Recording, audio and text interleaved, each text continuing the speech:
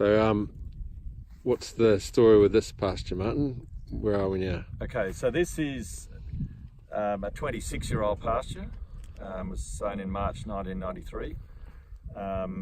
In those days we sowed, they were the varieties of the day, but it was pretty much a shotgun mix with based on fescue, Coxford and Phalaris, clovers.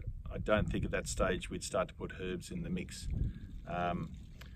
But similar story to the other pasture that we sowed it, and then was 10 or 11 years later, 2004, we put the fencing and water on under the Technograze system.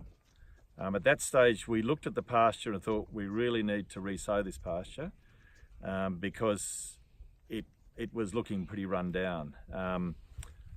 But we decided not to, and I'm glad we didn't now, because what's happened since 2004 is that the deep-rooted perennials, particularly Coxford and Phalaris, and to a certain extent fescue, of those old varieties have just continued to multiply, even through good years, bad years. So currently we've been running at least 10 ewes to the hectare, 10 merino ewes to the hectare. They're about 60 kilo ewes in condition score 3.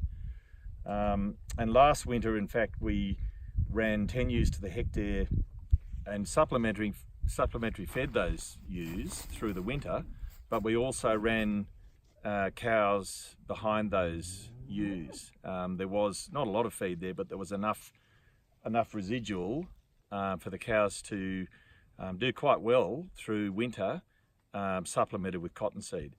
So the previous pasture that we saw that doesn't have this intense grazing system on it,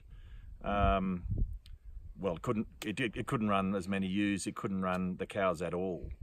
So now we're at the point where under the same seasonal conditions, we don't have a lot of feed, but we have a pasture that is at least coping with the conditions and still able to maintain a reasonable level of production at 8 to 10 ewes to the hectare.